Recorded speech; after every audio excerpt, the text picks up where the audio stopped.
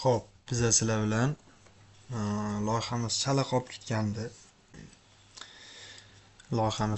ketgandi. Demak, mana bu holatga olib kelgan ekanmiz. Endi bu holatdan yaxshiroq holatga o'tishimiz kerak. Indeksga o'tib, serverni ishga tushiramiz qaytadan. Ishga tushiradigan bo'lsak, mana bu holatda bo'ladi. Registr loyihasiga kiradigan bo'lsak, shunaqa ro'yxatdan o'tish formasi chiqadi. Va biz bunga dizayn beradidik va bu dizaynni yaxshilashimiz kerak. Endi qaysi qismiga kelib qoldik? Kodlarni ko'rib chiqish kerak bir. Bu index fayli. Indeksda nimalar bor? Dev bor, card degan H1 loyiha sarlavhasi va ATG registr loyihasiga o'tish uchun. Registr loyihasiga o'tganimizda mana bu sign up HTML chiqadi va bu yerda container register form H1 ro'yxatdan o'tish degan sarlavha title, ya'ni mana bu keyingisi form info div, buning ichida mana bu narsalar bor. Mana shu narsalar. Keyingisi button va menda account bor degan yozuv. Bu menda account bor degan yozuvni bosadigan bo'lsak, login html ga o'tadi. Login html da nimalar bor? Register form, u ham xuddi shunaqa narsalar va faqatgina ikkita input qoladi. Email va parol yarating.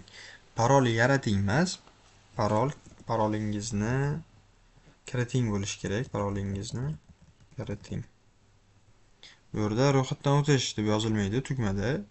Mana bu buttonda naborot kirish deb yoziladi. Mana kirish. Endi bu ro'yxatdan o'tish. To'g'ri. Menda akkaunt bor, to'g'ri. Endi buni dizaynini yaxshilashimiz kerak.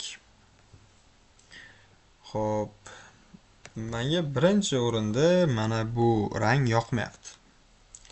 Bunga boshqa rang qo'yishim kerak. Nima qilaman? Color Hunt saytiga tashrif buyuraman.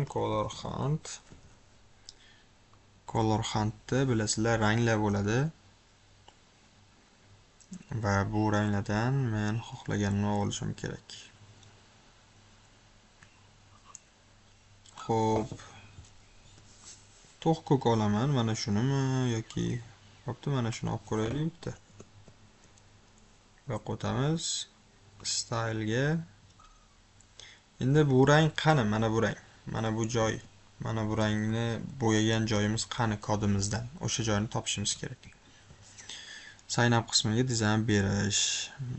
Demak, register form mana shu joy, background color. O'chirib tashlayman. Reshotka bilan boyagi kodini qo'yaman, rangni kodini. O'tadigan bo'lsam, shunaqa holatda. Bo'ladi, normalli. To'q ko'k rang. Endi bunga ozgina stil berishni boshlayman. Birinchi o'rinda padding 25 piksel degan ekanman. 30 piksel berib qo'ya qolaman. Sal kattalashadi. Endi mana bundan boshlashim kerak. O'zi aslida ro'yxatdan o'tish degan joydan. Form info input. Ro'yxatdan o'tish degan yozuv qani? Mana title. Style ga o'taman. Title ni olaman. Title ni tanlab olaman va hop, birinchi o'rinda text align center.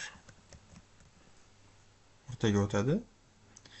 Keyin rang berishim kerak va font family, font size degan narsalarni berishim kerak. Text align center bu gorizontal tomondan o'rtaga oladi. Text align 3 ta qiymat qabul qiladi. Bu mana shu center birinchisi o'rtaga turish uchun. Xo'p, keyingisi mana left chapga turadi va kerak bo'lsa right o'ngga turadi. center bo'ladigan bo'lsa, o'rtaga joylashadi. Endi bu yozuvni, matnni rangini o'zgartirishim kerak. Qaysi xususiyati bo'ladi? Color deymiz va o'zimizga kerakli rangni tanlab qo'yamiz. Mana bunaqa oqga o'xshagan Alice Blue. Mana shu normalli. Endi men mana bu Times New Roman'da turibdi hozir. Mana shu shriftni turini o'zgartirishim kerak bo'ladi. Bu narsa HTML CSS'da dizayn berayotganda font family deb ataladi. Font family. Mana bu narsa font shrift degani, font degani ingliz tilida o'sha shriftning turini o'zgartirardik-ku biz. Endi bu yerda font family yozamiz. Font family. Mana bir nechta narsalar chiqib keladi. Nima deydi, bir nechta shriftni turlari.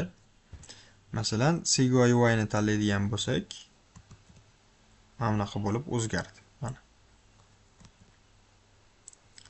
CGI font. Xo'p, Lukida Sans tanlaydigan bo'lsak, mana boshqacha bo'lib o'zgardi.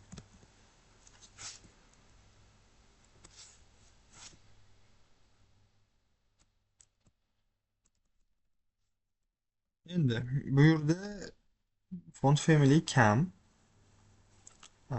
Juda ham ko'p shrift turlari yo'q. Bizaga bu yerdan juda ham ko'p, masalan, yangi shrift turi kerak. Boshqacha qilishimiz kerak. Chiroyli qilishimiz kerak formamizni. Buning uchun nima qilamiz? Buning uchun Google bizaga o'sha font family beradigan sayt qilib qo'ygan. Google Fonts degan, Google Fonts deb yozadigan bo'lsak, mana bunaqa sayt chiqadi. Google Fonts. Aslida bunaqa saytlar ko'p, lekin eng oson foydalanadigan va eng ko'p foydalaniladigani mana shu Google Fonts. Ustiga bosamiz, kiramiz. Xo'p. Bu yerda adashib qolmaylar, sal tushunarsizroq bo'lishi mumkin. Mana bu yerda fontlarning turi. Mana shu stilda chiqazib beradi. Va biz mana shu stildan foydalanishimiz mumkin ekan. Bizaga qaysi yoqayotganini ko'rishimiz kerak. Va bizda eng zo'r narsa mana preview deyapti, ko'rish. Type something, nimanidir yoz. Bizda qaysi yozuv bor? Ro'yxatdan o'tish degan yozuv. Biz mana shu ro'yxatdan o'tishni yozamiz. Ro'yxatdan o'tish. Mana bu yerda ko'rsatadi qanaqa bo'lib chiqishini. O'sha fontni qo'yganimizdan keyin. Bu yerdan o'zimizga keraklisini topib olamiz. Xo'p. Zo'rini topishimiz kerak. Ajralib turadiganini topishimiz kerak. Xo'p.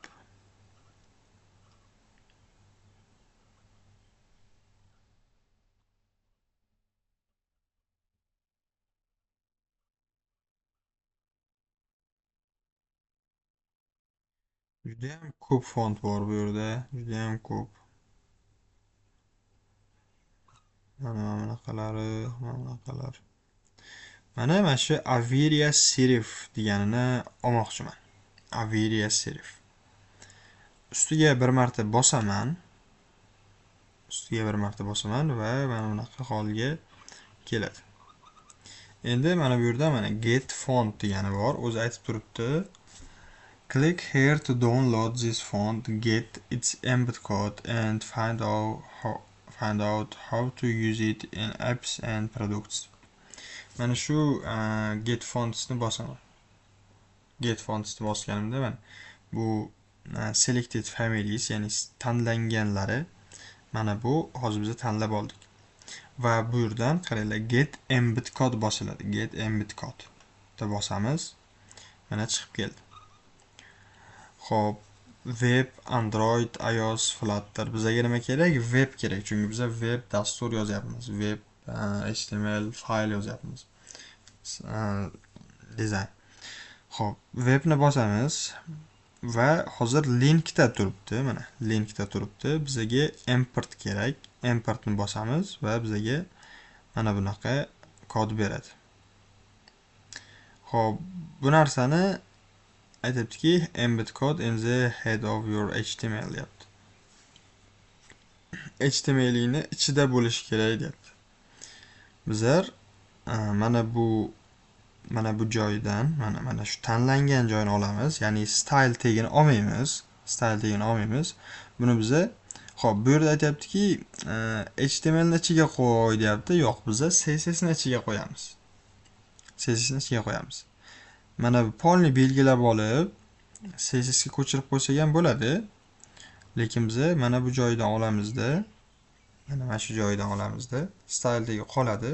Ctrl C ni bosamiz, kopировать bo'ladi va buni CSS faylini eng boshiga o'tkazamizda, mana bundan ham tepasiga o'tkazamizda, mana shu yerga Ctrl V ni bosib qo'yamiz. Mana keldi. Mana shunaqa turadi, mana shu holatda turadi. Turish shart. Font family'ni o'zimizga olib kelib oldik, loyihamiz ichiga ko'chirib oldik. Endi bundan faqat hali foydalanganimiz yo'q, foydalanishimiz kerak. Qanaqa foydalanamiz? Mana bu yerda aytayaptiki, family'siga Averia plus Serif plus Library deb yozsa, shunaqa chiqar ekan. Mana shu narsani kopировать qilamiz va mana bu pastga tushib, title'ni font family'siga qaraylik. Font family deb yozamizda, o'sha narsani tashlaymiz. Faqat bu narsa CSS da sal boshqacha turishi kerak. Bunaqa qo'shtirnoqqa olinadi va mana bu plyuslar o'chirib tashlanadi. Va qarabsizki, mana bu ro'yxatdan o'tish degan yozuvi mana bunga o'xshab o'zgardi. Mana bizlarning yangi olgan shrift turiga o'xshab o'zgardi. Ro'yxatdan o'tish.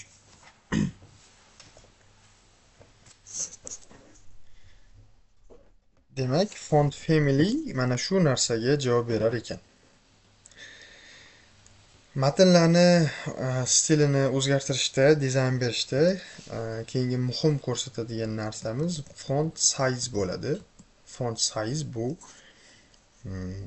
matnga razmerini, ya'ni o'lchamini ko'rsatadi.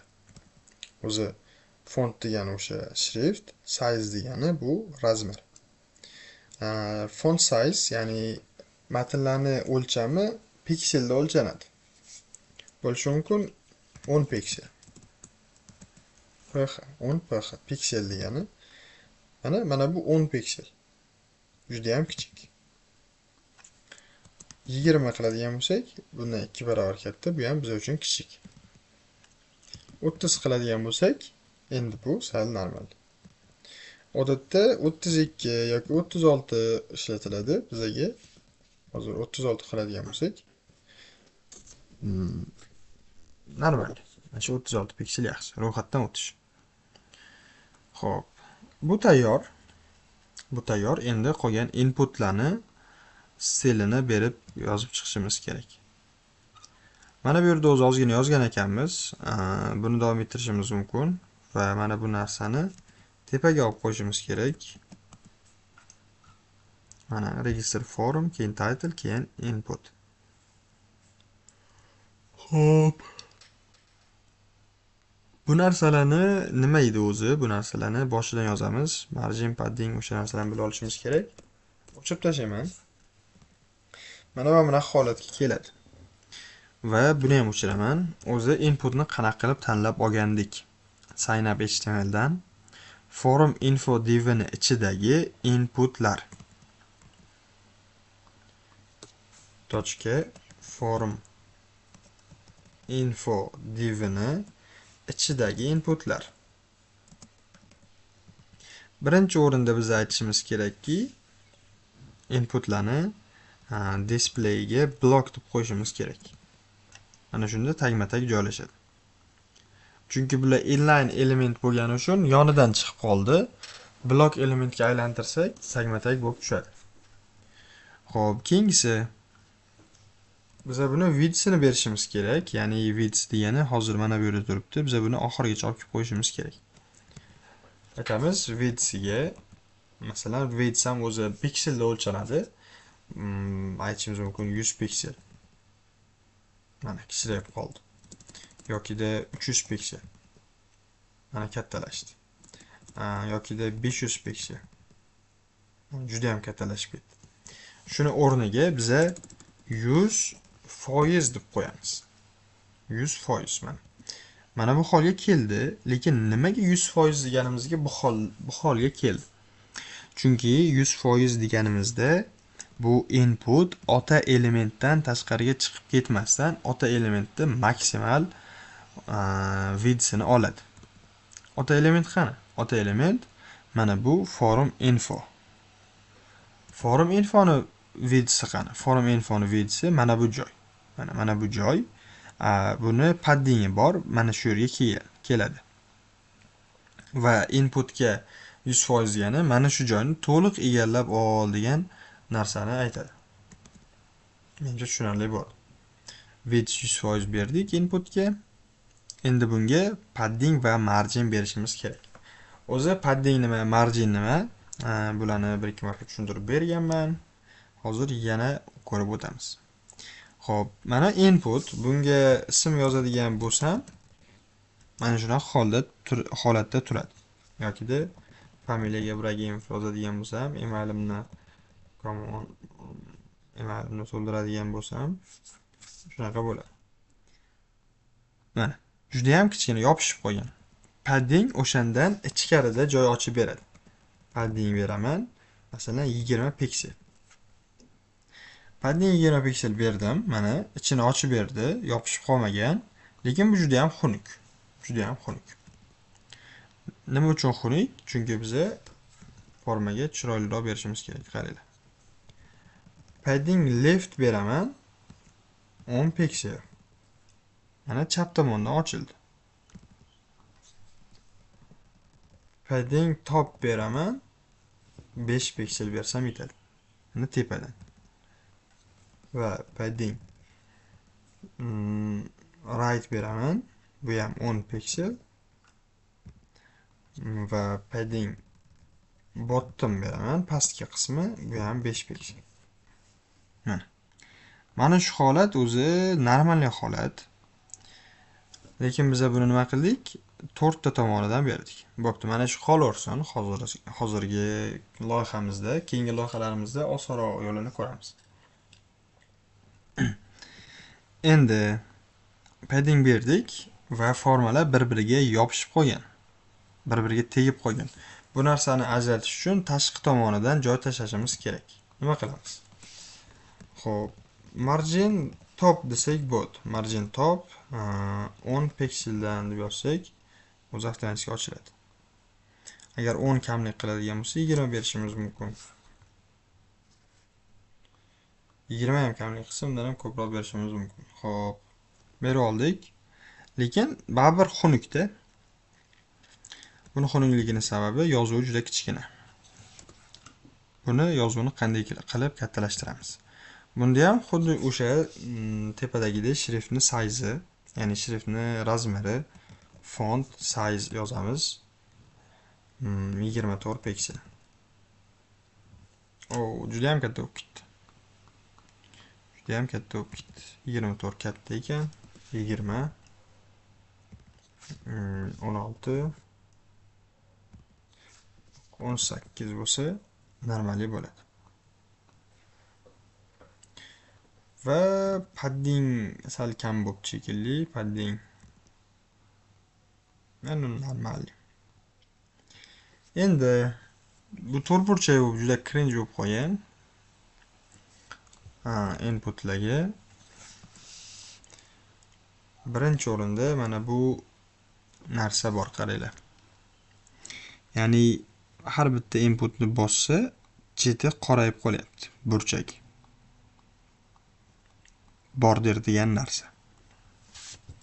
O'sha narsa bu border emas, bu outline bo'ladi. Mana bosganda chiqadigan outline bo'ladi. O'sha outline ni non qilib qo'yamiz. Ya'ni yo'q. Kerak emas bizga deb qo'yamiz. Mana endi chiqmaydi.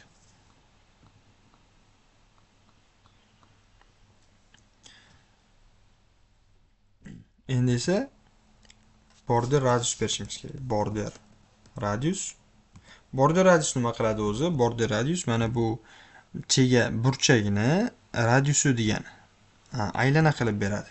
Border radius masalan 16 piksel. Mana. Endi salgina narali bo'ldi, lekin bu ham xunuk hali. Border radius berdik. Borderni o'zini. Border non qilib qo'ysak bunga ham. Border kerak emas, non. Mana border ham yo'qoldi. Mana shu normal. Buni xunukligiga sabab biza paddingni juda ham kichkina beribmiz. Padding leftni 10 emas, 20 piksel qilsak, padding topni 5 emas, 7 piksel qilsak, bunisini yana 20, bunisini 7. 7dan ham ko'ra shu 10 qilish kerak shekilli.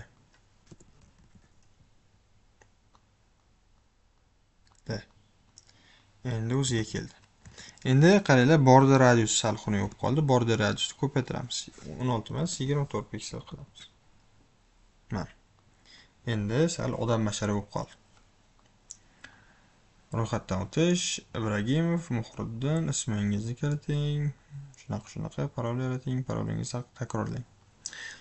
Endi qaranglar, parol yaratishda parol yaratganimizda masalan Muhriddin 7645. Bu parol ko'rinib turibdi. Ko'rdinglar? Bu ko'rinmasi kerak. O'shani biza darsda ulgurmagandik. Sign up HTML da mana bu inputlarning hammasi tekst bo'lib yotibdi. Bir xil.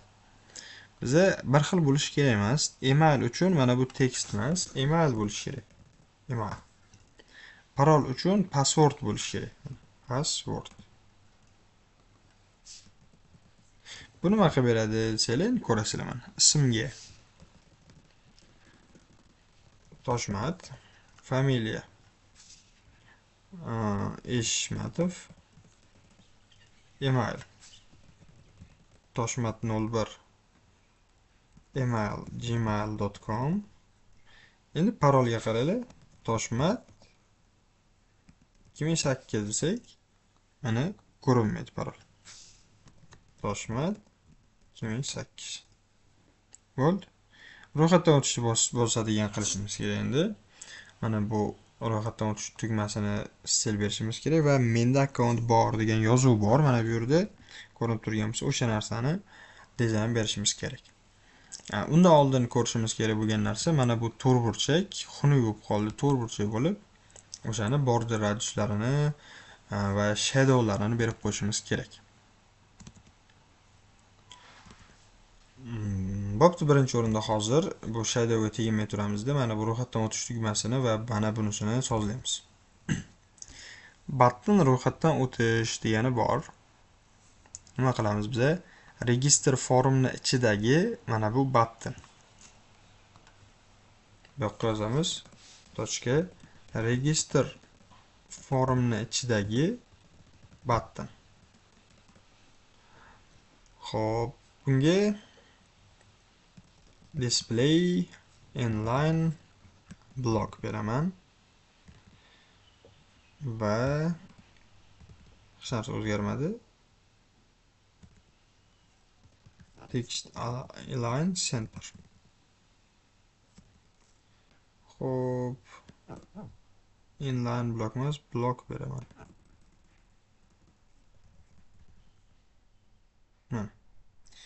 Tagidan chiqib qoldi. Text align center qilsam o'rtaga o'tmadi, chunki bunda ishlamaydi, text emas chunki. Xo'p, width kerak emas. Bunga padding marginlarni berib tashlashim kerak. Margin top deyman 20 piksel. Yoki buni 25 piksel qilib qo'ysam bo'ladi. Font size beraman 18 piksel. Mana kattalashadi. Xo'p, font family beraman bunga. Font family'sini mana bu yerdan ko'chirib qo'yaman. Mana buni.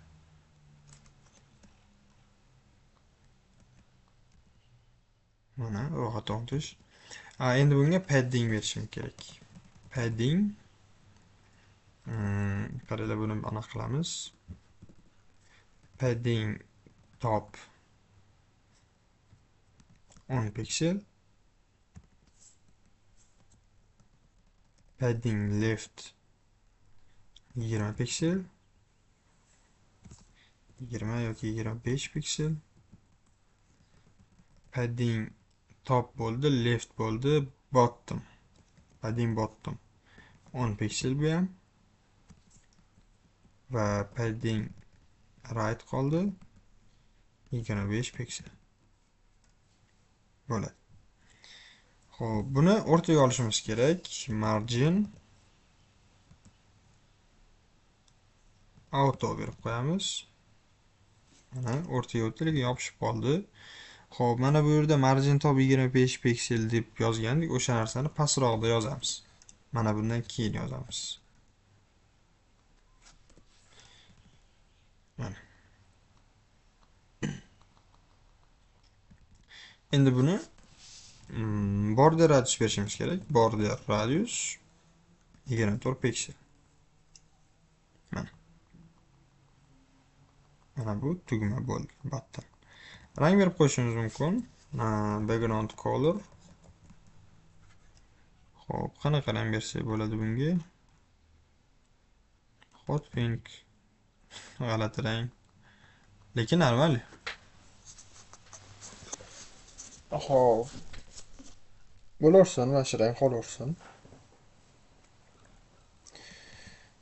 Bo'ldi, yetarli bo'ladi. Mana bu menda account bor degan yozuvni o'ziga olib kelishimiz kerak. Qani edi bu yozuv mana? Menda account bor. Register formning ichidagi A tegi. Register formning ichidagi A tegi. Color beraman. White. Mana. Menda account bor. Buni o'rtaga o'tkazaman. Text align center. Voy, bu ham o'tmadi. Chunki ada. Chunki bu inline turibdi. Display inline block qilsam.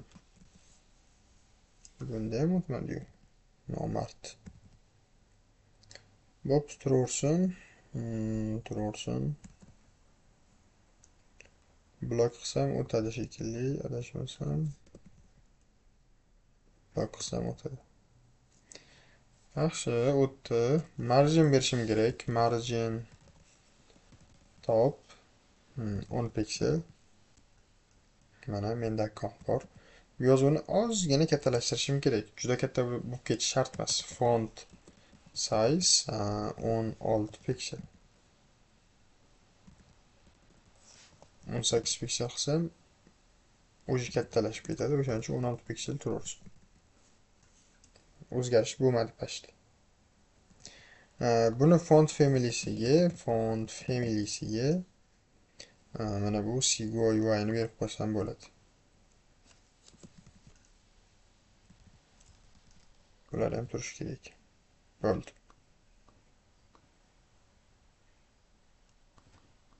Mana ikki tomonga ham bir xil HTML yozganimiz uchun ikki tomon ham tayyor bo'lib qoldi.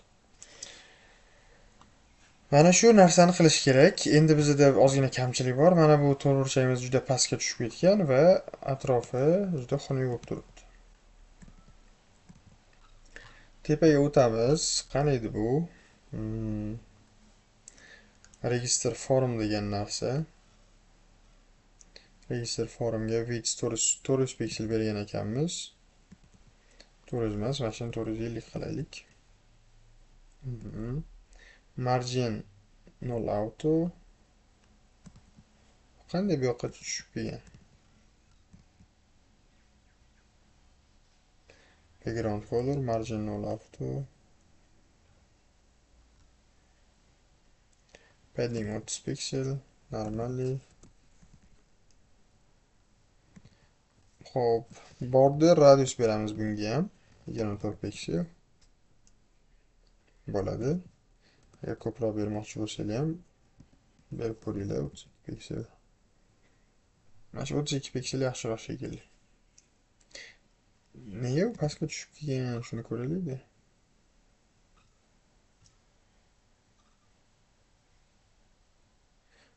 Mana bu kartni tushirganimiz sababli shu.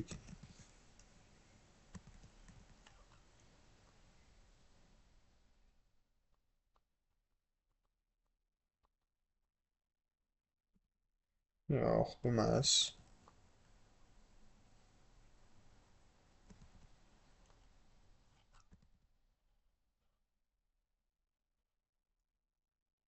Konteyner, padding top. Mana konteynerga padding top berganmiz. O'sha narsani 100 qilib qo'yamiz. Tepaga ko'tariladi. 80 qilib qo'ysak, yana tepaga ko'tariladi. Mana bo'ldi. Loyihamiz tayyor. Mana shu qismini qilish kerak edi. Mana shu holatga olib kelish kerak edi. Ro'yxatdan o'tish. Mana bu menda akkaunt bor degan yozuvni white'dan ko'ra boshqa mana bunaqa qilib qo'ysak, u endi chiroyli bo'ldi. Ozgina. Endi ja zamonaviy dizayn emas, lekin bizani o'rganishimizga yetarli. Shadow beraman degandik, soya, ya'ni mana bu katta to'rtburchak katta elementimizga soya beramiz degandik. Xo'p, register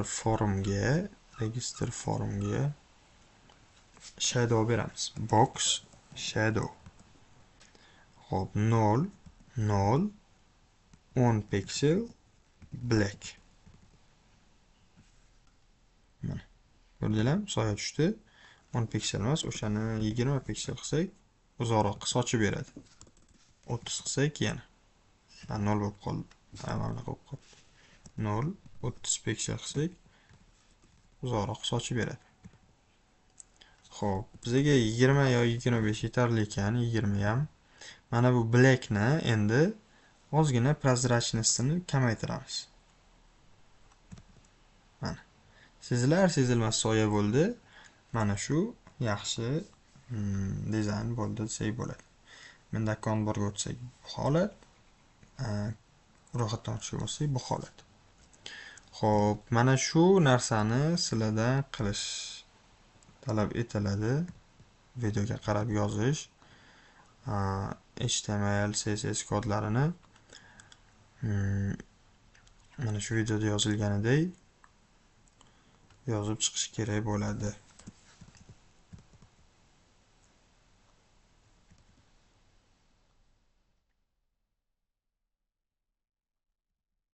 Hali dars davomida ko'p formalar yasaymiz. Uyga vazifa nima bo'ladi? Mana shu videoni ko'rishni o'zi bir uyga vazifa. Ko'rib, shunaqa qilib yozishni o'zi, mana shu narsalarni tushuna olishni o'zi bitta uyga vazifa bo'ladi. Mana shuni to'liq qilsanglar. Endi bu gap videoning oxirida bo'lyapti. Mana shu yergacha kelgan bo'lsangiz, o'sha uyga vazifa bajarib bo'lgan bo'lasizlar. Qo'shimcha narsa hozircha yo'q sizlarga. Xo'p. Kodlarni ko'rsatmoqchi edim. Mana index.html da nimalar bor? Qaytadan tekshirib olinglar. CSSlar ulanishi va sign up da nimalar bor mana? Sign up bu yog'i odatdagi kod. CSS ulangan. Mana bu yerga yozib qo'ysanglar bo'ladi. Sign up deb. Xo'p, mana container div register form h1 div form info input. Type ga e'tibor berish kerak. Text, email, password. Va button hamda a. Xo'p, login html ga o'tib ko'ramiz. Login html da bundan ham kam kod. Style ulangan css. Container bor bu yerda ham. Div register form h1 div form info va input. Xo'p, mana bu qaytadan yozib chiqilmagan, faqat mana bu narsa ko'chirib olinganda, oshiqcha qo'shimcha narsalar olib tashalgan. Mana bu yozuvlar o'zgartirilgan. Shuni olishinglar kerak. Va stilda nimalar bor? Fontni olib kelganmiz. Bu narsalar qo'yilgan. Kart H1 kartning ichidagi hop sign up qismiga dizayn berish, container, register form, title, form info, register form button, register form. Nimaga login qismiga dizayn bermadingiz desanglar, login qismi bilan sign up qismida bir xil klasslar bo'lgani uchun o'sha bir marta yozgan dizaynimiz ishlayveradi ikkalasida. Xo'p, videomiz 35 minut bo'libdi, normalniy. Qo'shimcha narsalar o'rgatmoqchi edim. Keyingi videoda yoki keyingi darsda qoladigan bo'ldi.